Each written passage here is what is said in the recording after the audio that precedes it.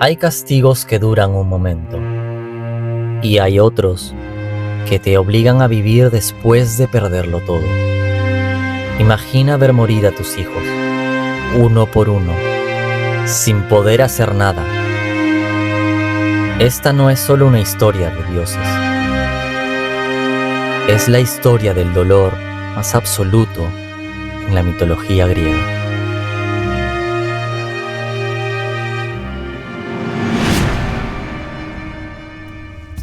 Su nombre era Níobe. No era una mujer común. Era hija de Tántalo. Sí, el mismo hombre que fue castigado por los dioses por servir la carne de su propio hijo en un banquete. La tragedia ya corría en su sangre. Se convirtió en reina de Tebas, esposa de Anfión, un rey que, según el mito, construyó las murallas de la ciudad con el sonido de su lira. Pero nada de eso definía a Níobe. Lo que la definía eran sus hijos. No tenía uno, ni dos, tenía 14, 7 hijos y 7 hijas. En la Grecia antigua, tener muchos hijos no era solo una bendición, era poder, y Níobe lo sabía, los miraba y veía su legado. Todo lo que era estaba en ellos. Pero hubo un momento, solo un momento. No fue una batalla, no fue una traición, fue una frase.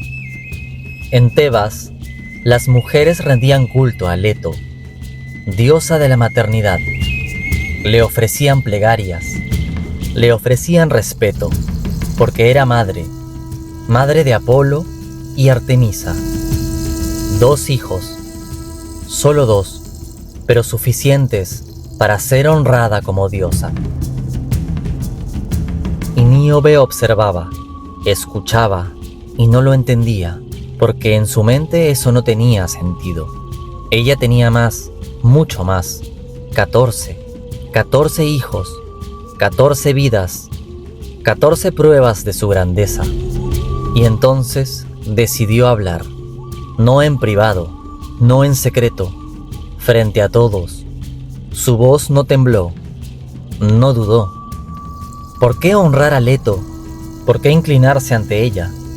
Cuando yo tengo más, cuando yo soy superior. Nadie respondió, nadie la contradijo, pero todos entendieron, porque en ese instante Níobe no estaba hablando como madre, estaba hablando como alguien que creía estar por encima de los dioses. Y en la mitología griega, eso tiene un nombre: Ibris, el exceso de orgullo, la arrogancia que desafía a lo divino, el tipo de error que nunca queda sin respuesta. Leto no gritó, no discutió, porque en la mitología griega, los dioses no necesitan defenderse.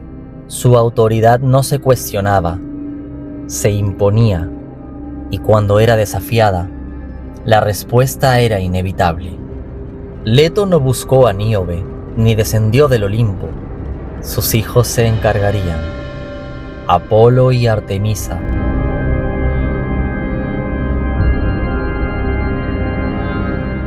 Apolo era el dios del sol y la luz, de la sanación y de la música, pero también el dios del tiro con arco, y su justicia no era compasiva. Sus flechas nunca fallaban, por eso lo llamaban el que hiere de lejos. Se decía que cada disparo de Apolo era una decisión ya tomada por los dioses. Artemisa no era solo la diosa de la caza, era diosa de la luna y protectora de la naturaleza salvaje, de lo puro, de lo intocable. Y el templo de Leto había sido profanado con palabras. Para Artemisa eso era suficiente. Leto no dio un discurso, no necesitaba explicarse. Solo miró a sus hijos y eso bastó. No hubo duda, no hubo discusión.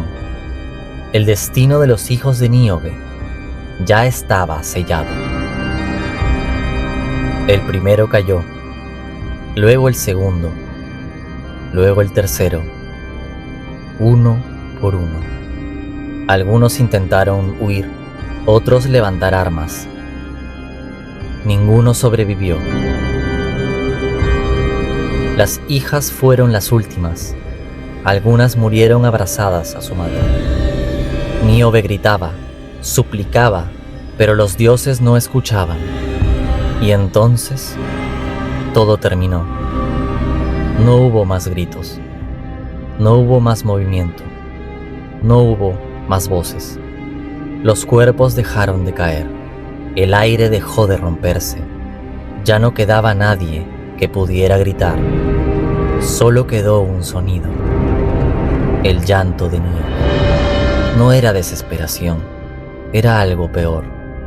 Era un sonido roto, vacío, como si su voz ya no supiera qué pedir. Frente a ella, todo lo que había amado estaba inmóvil. Sus hijos, su orgullo, su mundo, todo en silencio. Anfión, su esposo, no soportó el dolor y se quitó la vida. Algunos otros dicen que buscó venganza y fue abatido por Apolo. En cualquiera de los casos, Níobe no solo perdió a sus hijos, lo perdió todo. Pero los dioses no terminaron con ella, la dejaron vivir, porque la muerte habría sido demasiado fácil. Níobe huyó, no corrió por orgullo, no buscaba escapar del castigo, huía del dolor, subió al monte Cípilo, su tierra, su origen, el mismo lugar donde todo había comenzado, ahora era lo único que le quedaba. Y ahí se quebró, cayó, miró al cielo y suplicó a Zeus. No pidió venganza, solo pidió dejar de sentir. Zeus la escuchó, pero no la liberó, no le quitó el dolor, no le devolvió nada. Detuvo su cuerpo, su piel se endureció, su forma se volvió inmóvil. Níobe se convirtió en piedra, pero no en silencio, porque incluso así seguía llorando. Sus lágrimas no desaparecieron, no se detuvieron. Según el mito, aún hoy, la roca de Níobe sigue derramando agua, como si siguiera llorando, inmóvil, vacía, pero consciente del dolor que nunca terminó. La historia de Níobe no es solo una tragedia, es un punto de quiebre. En la mitología griega, el orgullo no se corrige, se castiga. Pero hay algo más inquietante en esta historia. Níobe no cayó por su poder, no cayó por su riqueza, cayó por lo que dijo, una frase, un instante, y eso bastó para que todo desapareciera. Y ahí es donde esta historia se vuelve más incómoda, porque no trata solo de castigos divinos, trata de algo más cercano, más real, de lo frágil que es el ser humano cuando cree que tiene el control. Porque Níobe tenía todo, poder, hijos, un legado, y aún así no podía proteger nada. No podía detener a los dioses, no podía cambiar lo que ya estaba decidido, no podía evitar lo que estaba por venir. Ese es el peso real de su historia. No importa cuánto tengas, siempre hay algo que puede quitártelo todo. Y cuando todo se rompe, no hay preparación posible, no hay control. El vacío que deja la pérdida, un vacío que no se explica, no se llena, solo vive contigo. El castigo de Níobe no fue el final. Lo peor no fue perder a todos sus hijos, fue seguir ahí después de todo.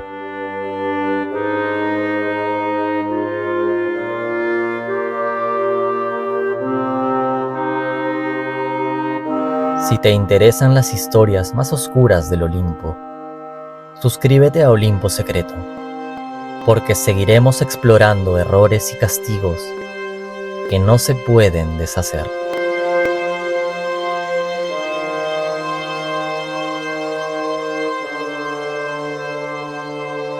Aquí contamos las historias que el Olimpo quiso borrar.